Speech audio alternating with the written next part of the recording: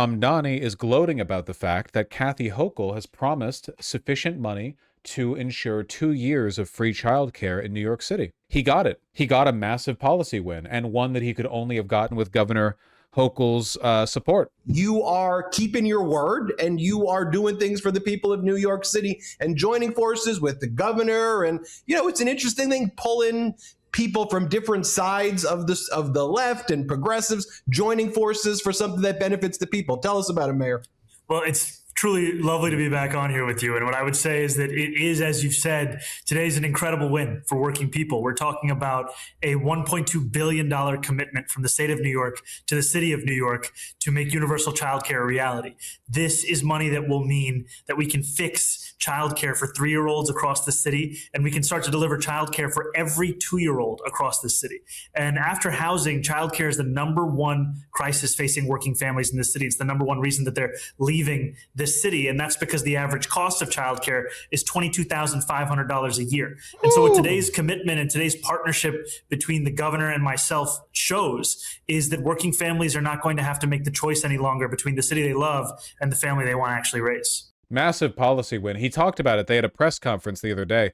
I am amazed they were able to do this so quickly.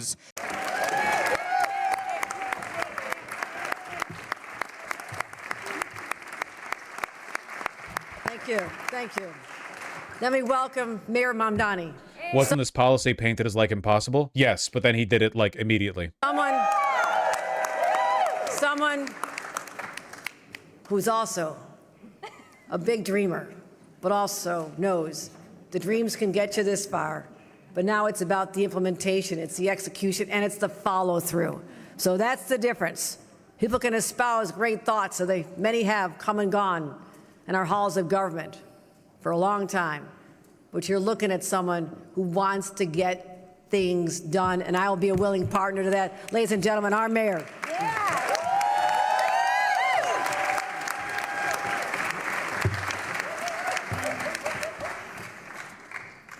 Good morning, New York. Good morning. Today, we take one step to realizing a city where every New Yorker, every family, every child can afford to keep calling it their home. Yes. It is an honor to be here in Flatbush. Am I crazy, or does Hochul's voice sound just like Hillary Clinton? You're crazy, and you're sexist and racist, possibly. You probably wouldn't think that if you recently heard Hillary Clinton speak. Alongside Governor Hochul.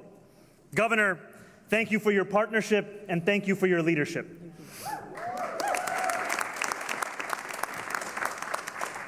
And I want to say thank you to the incredible organizers, advocates, elected officials that we have here at every single level of government who have willed this day into existence. Truly, thank you to all of you. To those who doubt the power of the people to make their own destiny, to the cynics who insist that politics is too broken to deliver meaningful change, to those who think that the promises of a campaign cannot survive once confronted with the realities of government, today is your answer.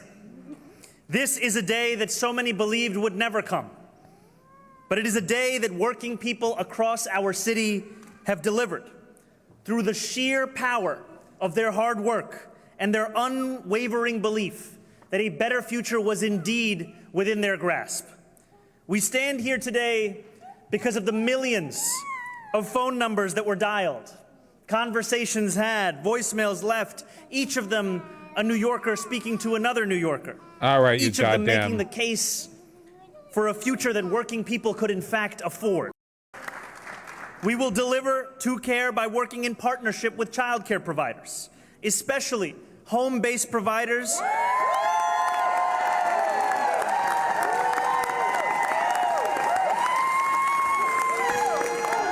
who have been doing this work without thanks or recognition for far too long. We will build on the city's existing 3K program and say no longer will a family in Flatbush be offered a seat but have to find out that that seat is in Astoria.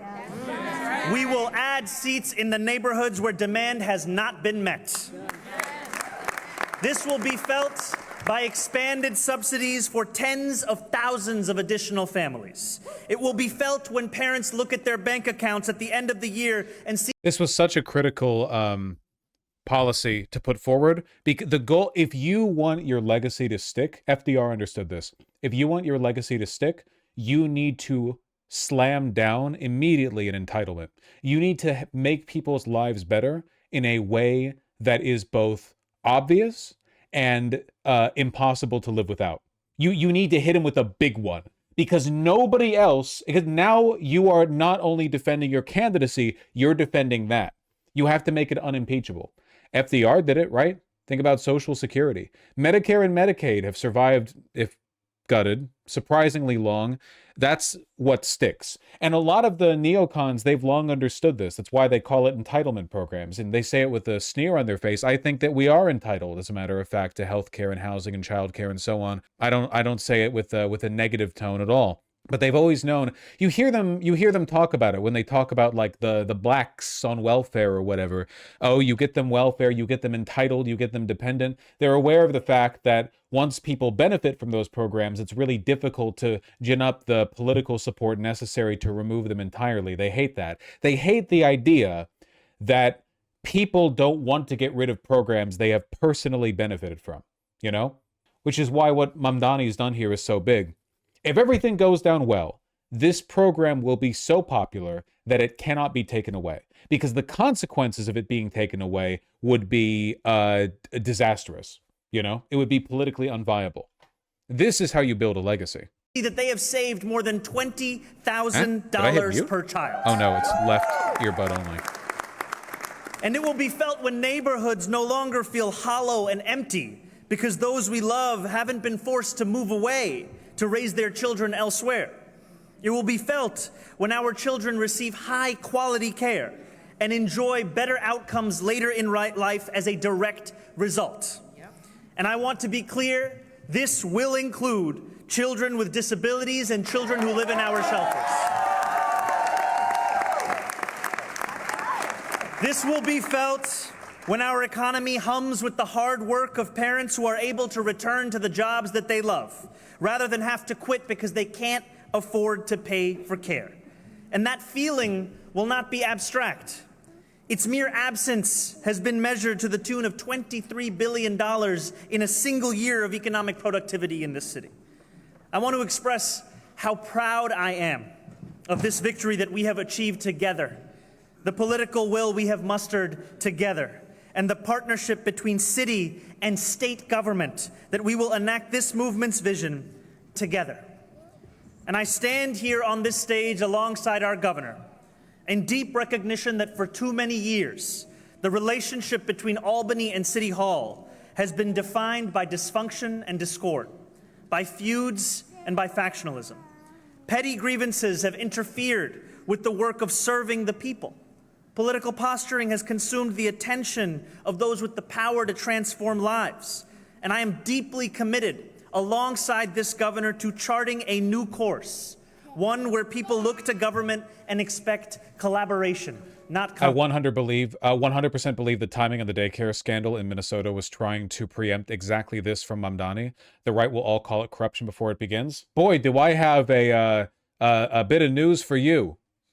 Nick Shirley, the guy who put out the YouTube video on the Somali daycare in Minnesota, replied to Zohran Mamdani gloating over this policy win to Kathy Hochul with, "What did we just learn about childcare across the country? It's a great way to create fraud, launder money. Caution here." So I guarantee you 100%, 0% chance this doesn't happen.